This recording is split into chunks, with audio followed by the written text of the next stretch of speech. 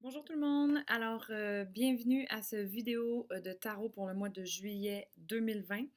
Alors, je suis vraiment désolée, le son pour cette vidéo-ci va être un petit peu de moindre qualité. J'ai malheureusement oublié mon micro. Désolée.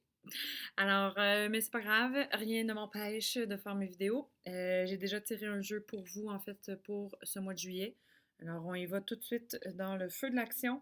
On va commencer par interpréter la carte qui symbolise le passé. Donc, les deux cartes qui sont à gauche ici, on a pour commencer l'amoureux. Alors, le passé dans l'amoureux. Donc, ce que ça symbolise, c'est que dans notre passé, on a fait un choix qui était de cœur pour soi. Donc, on s'est choisi nous. On a choisi de se sauver nous. On a choisi un projet qui nous tenait à cœur. On a choisi une personne qui nous tenait à cœur.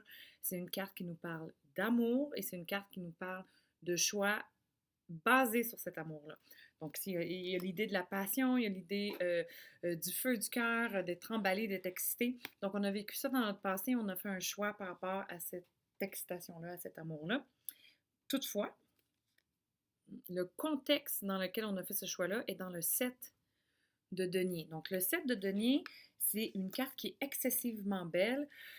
Au niveau de la forme, c'est comme si la forme, elle est parfaite. C'est un moment parfait, c'est un endroit parfait, c'est une business parfaite, c'est une relation parfaite, etc., etc. Sauf que là, elle est à l'envers. Donc, ce que ça me dit, et comment les cartes sont sorties, là, ce que ça me dit, c'est que le personnage central de l'amoureux qui nous représente dans notre choix de cœur essaie de s'extirper d'une situation qui n'est pas idéale, d'où le 7 à l'envers. Donc, ça parle d'une situation qui a pu être idéale pour un certain temps, mais qui ne l'est plus pour X, Y, Z raison. Hein. La vie étant ce qu'elle est, elle est toujours en mouvement et elle évolue. Donc, les choses évoluent. Donc, on s'extirpe d'une situation qui n'est plus parfaite pour nous, qui n'est plus idéale, et c'est notre cœur qui fait en sorte qu'on s'éloigne, qu'on s'extirpe de cette situation-là. Donc, dans le concret, ce que ça peut être, c'est la fin d'une relation, vous êtes sorti d'une relation, vous êtes sorti d'une relation d'affaires. Il y a une relation qui a terminé, même malgré vous, ça pourrait être un deuil de quelque chose. Ça pourrait un déménagement, le deuil d'une maison, le deuil d'un projet créatif.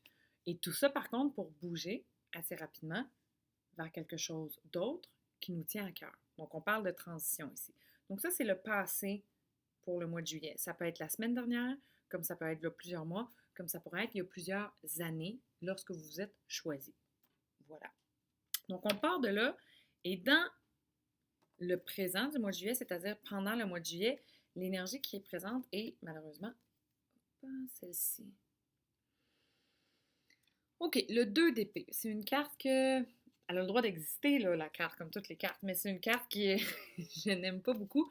Je vous explique pourquoi, parce qu'à chaque fois qu'elle sort, ou presque, hein, pas toujours, mais à chaque fois qu'elle sort, ça parle souvent de toxicité. Donc, ça parle d'une relation toxique, ça parle d'un milieu toxique, d'un environnement de travail toxique, d'une maison toxique, donc peu importe c'est quoi dans votre vie, ou peut-être même des habitudes toxiques. Mais ce que ça dit, c'est qu'on a à gérer. Hein, la tempérance, elle gère, elle tempère cette situation toxique. Donc, est-ce que c'est, là, on est en lien avec notre choix de cœur et l'endroit ou l'environnement ou la relation qu'on a quitté ou le projet. Donc, est-ce que c'est un ex qui est dans le décor puis que finalement la relation avec cette personne-là est excessivement compliquée et pas le fun? Est-ce que c'est les relents d'une personne, comme par exemple une personne qui est décédée, puis on a les relents de ça qui nous suivent, qui nous collent aux fesses et qu'on doit le gérer? Est-ce que c'est une ancienne business qui est à terminer?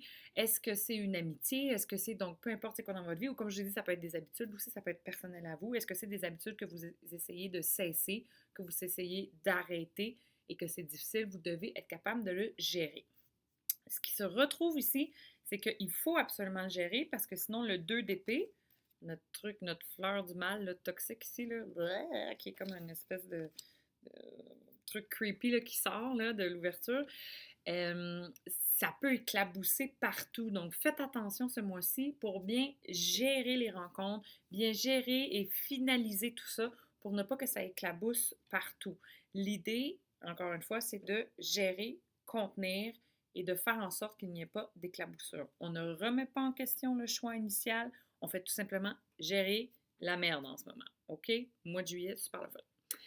Ensuite, je vais y aller tout de suite avec la carte en haut, l'énergie de la justice. Donc, la carte numéro 8 qui est pairée avec un autre 8 qui est le 8 de feu, le 8 de bâton. Donc, ça nous parle, la case en haut supérieure nous parle plus de ce qui se passe dans notre intériorité.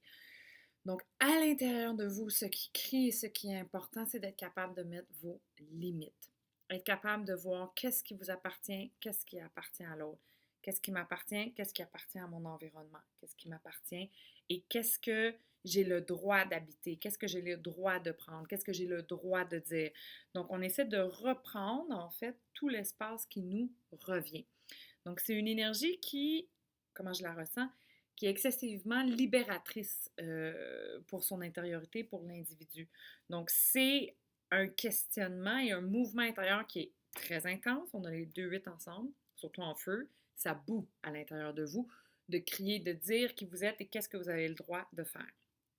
Lorsque cette énergie-là descend dans la tempérance, dans les cartes du milieu, ce que ça crée, c'est que il faut prendre cette énergie-là excessivement intense et l'appliquer d'une manière qui va fonctionner. Donc, on ne parle pas ici d'une ébullition face aux autres. On ne parle pas ici d'une ébullition ou de quelque chose qui est très, très dramatique face aux autres ou face à ces trucs-là du passé.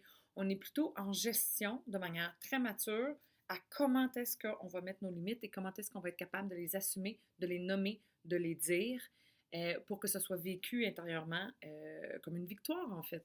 Et ce, sans faire d'éclaboussures dans des environnements qui sont parfois un peu difficiles à naviguer. OK? Alors voilà, c'est pour la carte d'en haut. On va tout de suite à la carte en bas. C'est la seule carte majeure qui est sortie à l'envers ce mois-ci. Donc, on a l'empereur à l'envers qui vous représente. Donc, l'empereur à l'envers, ça va vraiment être de sa position, là, de par sa position, c'est vraiment notre quotidien. Donc, on se lève le matin, l'empereur à l'envers, il y a une certaine lourdeur. La gestion est associée aussi à l'empereur, c'est beaucoup l'énergie que je ressens ce mois-ci. Donc, il y a des choses à gérer qui sont lourdes, qui sont difficiles, qui viennent peser sur votre morale. Est-ce que c'est négatif? Ben, un peu, parce que c'est pas le fun à vivre, ce n'est pas confortable. Mais est-ce que c'est quelque chose par où il faut passer? Complètement. Je le vois, je le sens, et même pour l'autre partie, que ce soit en fait un ancien collègue de travail, comme je vous disais, une ancienne relation amoureuse, un ancien ami, peu importe, même pour l'autre partie qui est à l'envers ici, c'est difficile. Donc, c'est un moment de transition juillet qui est difficile pour tout le monde, mais c'est un moment qui est essentiel. Est-ce que toutes les autres cartes sont sorties à l'endroit? Complètement. Donc, c'est un moment qui est essentiel. Est-ce que c'est confortable? Non. Est-ce qu'il faut le faire quand même? Oui. Est-ce qu'il faut gérer notre passé? Oui. Est-ce qu'il faut assumer notre choix de cœur? Oui. Donc, on se rappelle que c'est pas le fun, mais il y a une raison pour tout ça. Et la carte solution pour venir contrer l'empereur à l'envers est le pendu. Donc, le pendu, ce que ça dit, ben, c'est qu'il faut que ça passe. C'est tout. Il faut que ça passe. Donc, la solution, c'est qu'on se souvient, il faut que ça passe. Ça va passer. Inquiétez-vous pas. Donc, on s'en va ici sur une note un peu plus d'espoir avec la fin du jeu pour la fin du mois de juillet ou pour le futur. Donc, on a ici le pape. Donc, le pape, ce qui est intéressant, c'est que le pape, il regarde vers l'avenir puis il touche son cœur en même temps. Donc, au lieu d'être un choix très, très concret, au lieu d'être dans de la gestion où est-ce qu'on fait juste regarder comment est-ce qu'on peut survivre dans le moment puis comment est-ce qu'on peut être bien puis harmoniser tout ça, on s'ouvre enfin sur les possibles.